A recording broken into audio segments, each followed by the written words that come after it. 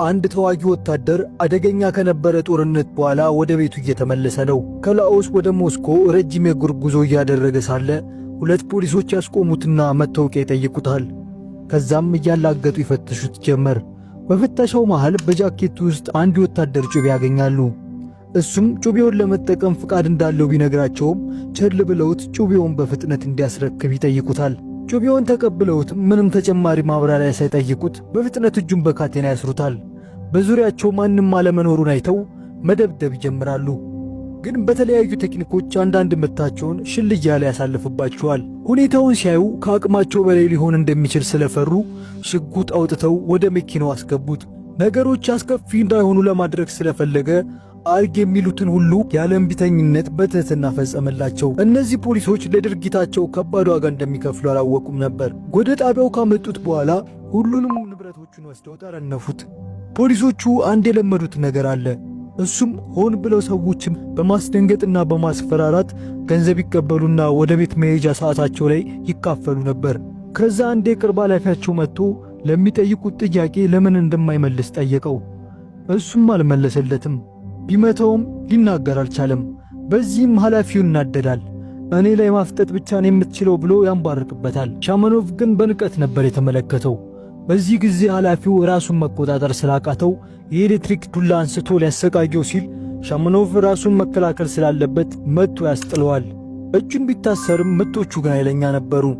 ከዛ የፖሊሶቹን የቅርብ ኃላፊ በምቶቹ እያንደፋደፈው ሳለ ፖሊሶች ደርሰው ያገላግሏቸዋል። ከዛ ወደ ዋና አዛዣቸው ይዘው ይሄዳሉ።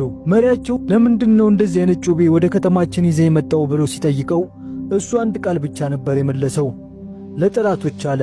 መሪያቸውም ከት ብሎ ይስቅበታል። በመሃልም የፖሊሶቹ ቦርጫሙ ዋና አዛዥ ይመጣና ካቴናውን እንዲፈቱለት መታወቂያውም እንዲፈተሽ ያዛል። መታወቂያው ሲፈተሽም የሰውየው ስም ሻማኖቭ የቀድሞ የልዩ ኃይሎች መሪ መሆኑ ሲታወቅ ሲያሰቃዩት የነበሩት ፖሊሶች በድንጋጤ ሽንታቸውን ሱሪያቸው ላይ ሊለቁት ነበር። ማንነቱ ሲታወቅም ወዲያው ንብረቶቹን መልሰውለት እንዲለቁት ያዛቸዋል። ዕቃዎቹን ተቀብሎም ከፖሊስ ጣቢያው በመውጣት ላይ ሳለ ከአንዲት ሴት ጋር ይተላለፋል። የሆነ ስሜትም ይሰማዋል። ከጣቢያው ከወጣ ብዙም ሳይርቅ የሙዚቃ ማዳመጫውን ዋና አዛዡ ቢሮውን ረስቶት እንደወጣ ያስታውስና ዕቃውን ለመቀበል ይመለሳል። ወደ ቢሮ ሲገባ ፖሊሱ ልጅቷን የሆነ ነገር አጫውቷት ቀበቶን እያሰረ ደረሰበት። እሷን ሲመለከትም አይኖቿ እንባ አቅርረዋል። በግዳጅ እንደተፈጸመባት ግልጽ ነው። በዚህ ጊዜ ሻማኖቭ መታገስ አልቻለም። የሚገራርም ምት ሲያሳርፍበት ግዙፉ ቦርጃሞ የፖሊሶች አለቃ በእንብርክኩ መሄድ ጀመረ። እያንዳንዱን የቢሮ መገናኛ መሳሪያዎችን ነቃቅሎበት የተደናገጠችውን ልጅ ይዞ ከቢሮ ይወጣል። ከዛ አንድ ፖሊስ የአለቃውን ቢሮ ለመፈተሽ ሲገባ አለቃውን ተዘርሮ ይመለከታል። ወደ ሰውየውም ዞሮ ሊያጠቃው ቢሞክርም ዋጋውን ያገኛል። ሌሎች ፖሊሶችም ተራ በተራ ዋጋቸውን ይሰጣቸዋል። የቆንጅየዋ ልጅ አይኖች የሻማኖቭን ጀብዱ በመገረም ይመለከቱ ነበር።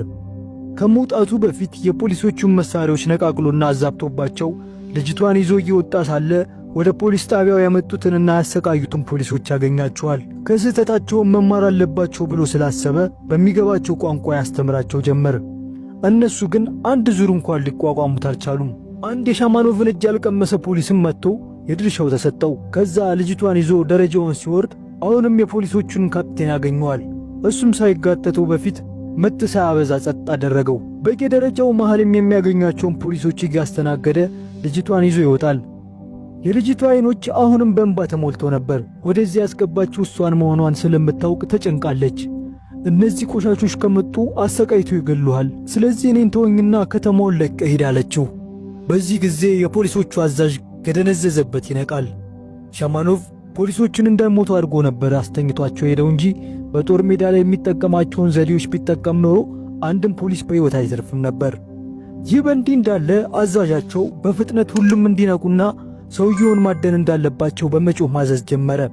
በሕይወቱ እንደዚህ ተዋርዶ አያውቅም። ስለዚህ የጠፋው ክብሩን ለመመለስ እሱን አሳዶ መያዝ ነበረበት።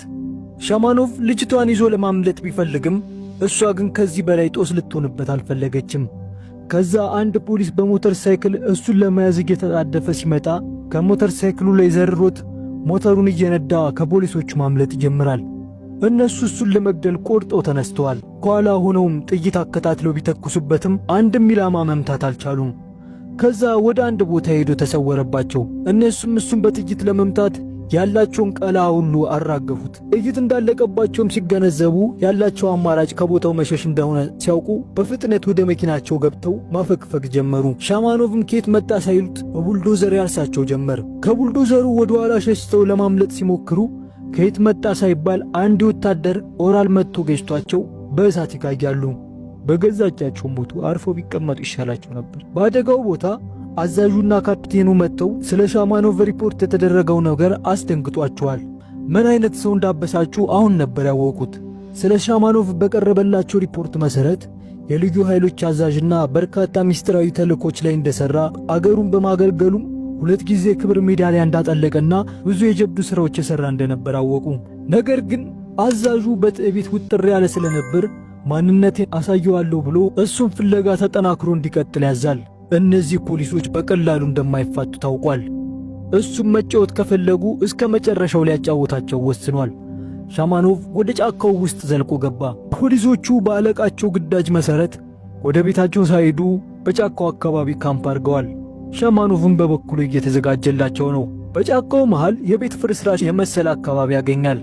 ከዛም የሚያስፈልጉትን ነገሮች እየለቀመ አደገኛ መሳሪያዎችንና ወጥመዶችን ማዘጋጀት ጀመረ። ምሽት ላይም ሻማኖቭ እሳት አንድዶ እየሞቀና ሙዚቃውን እያዳመጠ ፖሊሶቹን መጠበቅ ጀመረ። ሌሊት ላይም መጠጥ እየተቀባበሉ ጠጥተው ሞቅ ብሏቸው የነበሩ 2 ፖሊሶች ብቻቸውን እሱን ለመፈለግ መጡ። በጫካው መሃልም እሳት ሲነድ ሲመለከቱ በቀላሉ ኢላማቸውን ያገኙ መስሏቸው ለመያዝ ወደ እንጨት ቤቱ መጥተው ሊገቡ ሲሉ አንዱ ፖሊስ የሻማኖቭ ወጥመድ የሚገርም አድርጎ ይመተዋል። ጓደኛውም ሊረዳው ሲጣደፍ የሻማኖቭ ሰለባ ይሆናል። በእሳት በሰራው ዱላ አይሆኑ ምትመቶት መሬት ላይ ዘረጋው። እሱም ሳይገላቸው እሳቱ ዙሪያ ያስቀምጧቸው ሊያስሩበት በመጡት ካቴና ራሳቸው እንዲተሳሰሩ አደረጋቸው። እነሱ ምን እየተፈጠረ እንዳለ ምን ውስጥ እንደገቡ ማመን ከብዷቸዋል። እሱም ከእንግዲህ ያለቃችሁን አርፈ ሥራህን ሥራ፣ እኔ መፈለግህን አቁም በሉት ብሎ ይነግራቸዋል። በማግስቱም 2ቱ ፖሊሶች ጫካ ውስጥ ገብተው እንደጠፉ ታወቀ። አዛዡ ሁሉንም አባላት ጠርቶ ፖሊሶቹን ፍለጋ ይጀምራል። አርፎ ቢቀመጥ መንገደደው። ከትንሽ ፍለጋ በኋላ የእንጨት ቤቱን ያገኙትና በርግደው ሲገቡ 2ቱም ፖሊሶች ታስረው ያገኟቸዋል። ከፈታቸው በኋላም አንደኛው መላጣ ፖሊስ ጎበዝ እንዲባል ሊይዘው ሲል ለጥቂት እንዳመለጠው ተናገረና ወደ አዛዣቸው ጆሮ ጠጋ ብሎ እኔን መፈለግህን አቁም በለው ብሎ ነግሮኛል አለው። በዚህ ጊዜ አዛዡ ጆሮ ግንዱ ላይ በጥፊ ይከድንበታል። ከዛም በንዴት ተጨማሪ አባል እንዲመጣና ፍለጋው እንዲስፋፋ ያዛል። 2 ፖሊሶችም በመሃል ላይ በወጥመድ ይያዛሉ። የሻማኖቭ ወጥመድ መስራት ጀመረ። ሻማኖቭም የሰራውን የሚስማር ጦር አንዱ ፖሊስ ላይ ይሰካበታል። ሁሉም ተደናግጠው ወዴት እንደሚተኩሱ ሳያውቁ ያለማቋረጥ የጥይት ዝናብ አወረዱ። ፖሊሶቹ የሻማኖቭን አስፈሪነት ሳይገነዘቡ አልቀሩም። ሁሉም ቦታ ላይ እሱ ያለ የመሰላቸው ድንጋጤ ውስጥ ይገባሉ። ለሻማኖቭ ጫካው ቤቱ ነበር የሚመስለው። አዛዡም ቡድኑን እየመራ እሱን ማሳደዱን ቀጠለ። ግን ከዓይናቸው ከመቅጽበት ጠፋ። አሁንም በሌላ ዙር ተመልሶ መጥቶ እንደ ጉንዳን ለቃቀማቸው። አንዱን ፖሊስ ይዞም ቁስለኞቹን ጭኖ ከአካባቢው እንዲርቅ ይነግረዋል። አሁንም ቢሆን እሱ መግደል እንደማይፈልግ ግልጽ ነው። አዛዥና ቡድኑ በፍለጋቸው መሃል አንድ የእንጨት ድልድይ ያገኛሉ። ምክትሉም ለሰው ሕይወት ቦታ እንደማይሰጥና ተጨማሪ ኃይል እንዲመጣለት ለምን እንደማያደርግ ሲጠይቀው አዛዡ ተናዶ እንደውም ይህን ድልድይ አስተማማኝ መሆኑን ቼክ አርግ ብሎ ያዘዋል። ትንሽ ስህተት ወንዝ ውስጥ እንዲገቡ ያደርጋቸዋል። ግን እንደምንም ቀስ ብለው እየተሻገሩ ሳለ ሻማኖቭ ድልድዩ ላይ ትልቅ እንጨት እንዲወድቅ ሲያደርግ ቀስ ብሎ እየተሻገረ የነበረው ምክትል አዛዡ ወንዝ ውስጥ ይገባል። ምስኪን ፖሊስ ቀስ እያለ አንድ ባንድ ጨረሳቸው። የቀረው የፖሊሶቹ አዛዥ ነበር። ተደብቆ እሱ እስኪመጣለት እየጠበቀ ሳለ ያየውና ይተኩስበታል። ሻማኖቭም ከእንጨትና ሚስማር የሰራውን ጦር